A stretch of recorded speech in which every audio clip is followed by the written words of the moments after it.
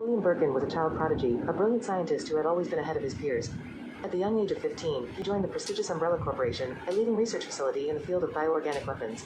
It was there that he met his friend and rival, Albert Wesker, another promising researcher who shared Berkin's passion for the T-virus. Together, Berkin and Wesker worked tirelessly on their research, pushing the boundaries of what was thought possible. They were both ambitious and driven, constantly striving to outdo each other in their quest for scientific discovery. But Berkin's ambition soon turned into obsession. He became paranoid and secretive, fearing that Umbrella would steal his research and deny him the recognition he deserved. He began to work in isolation, cutting himself off from his colleagues and even his own family. It was during this time that Berkin became involved in the assassination of his former mentor, James Marcus, and the experimentation on Lisa Trevor, the young girl who had been infected with various viruses and parasites for decades. These actions weighed heavily on Berkin's conscience, but he pushed aside his guilt in his pursuit of scientific glory. Berkin was married to his colleague, Annette, and they had a daughter named Sherry.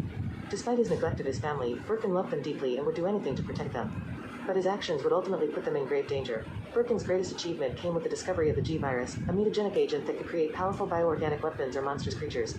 But his plans to sell the G-virus to the U.S. military were foiled by a team of Umbrella operatives who raided his underground laboratory in Raccoon City. In a desperate attempt to save himself and his research, Berkin injected himself with a sample of the G-virus.